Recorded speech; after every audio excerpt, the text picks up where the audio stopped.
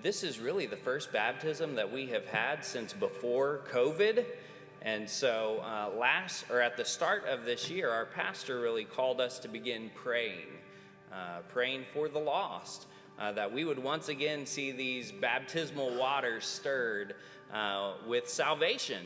And so we are excited to be here and to be able to experience this today. So there is a bit of a story. As we have begun praying for the lost here at First Baptist Watauga, we've been doing that on Tuesday nights, but our young adults have also been praying for the lost, and our student ministry has been praying for the lost.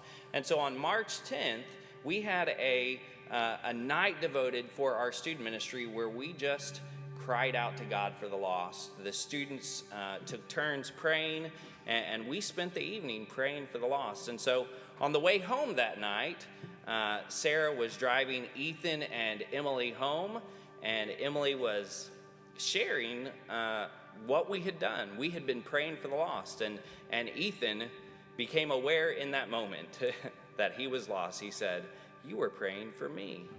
And Emily said, "Yes, but you don't have to stay lost. You can give your life to Christ tonight." And so Ethan became adamant that he wanted to give his life to Christ on March 10th.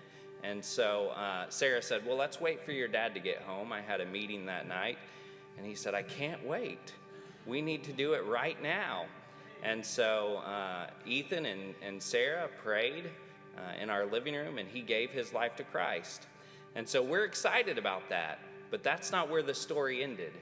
All right, so we called Sarah's family FaceTime. Her brother-in-law and sister-in-law were up with Ethan and Emily's grandparents up in Tulsa, and we shared the news.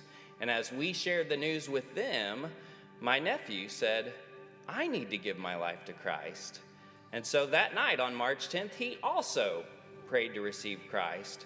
And as the family there talked about what it meant to follow Christ, my niece broke out into tears and said, "I also need to give my life to the Lord."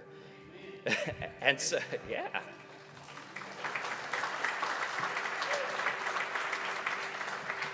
And so on March 10th, really, I believe as a result of our prayers, revival broke out in our family, and salvation came to my family.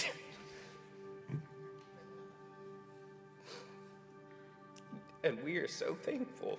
So, without further ado, I'm going to invite my son down here.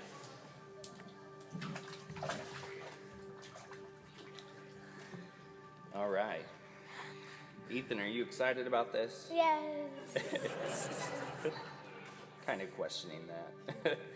Well, Ethan, before your family, before your friends, before this church body, don't baptize yourself too early, all right? Is Jesus your Lord? Yes. All right. Ethan, it's because of your public profession of faith in Jesus Christ that I baptize you in the name of the Father, the Son, and the Holy Spirit. You're buried with Christ in baptism. You're raised to walk in newness of life.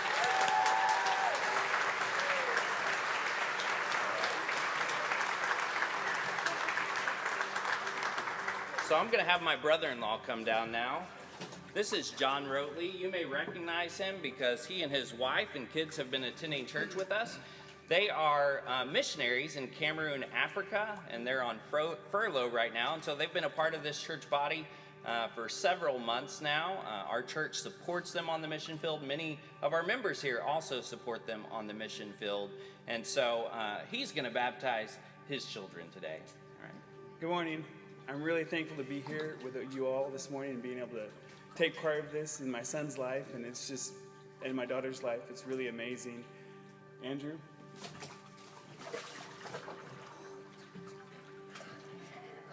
Okay. Andrew, before the congregation and everyone here, is Jesus your Lord? Yes. Okay. Andrew, because of your public profession of faith, I baptize you in the name of the Father, the Son, and the Holy Spirit. Buried with Christ in baptism and raised to walk in newness of life.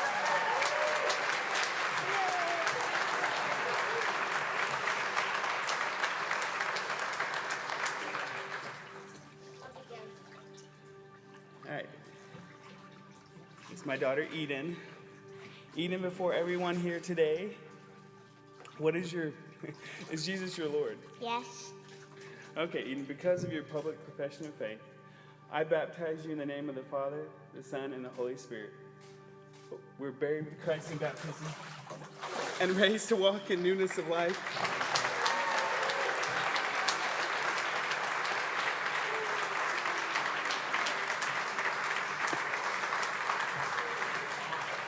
I'm going to invite Nathan up, and he's going to welcome you this morning.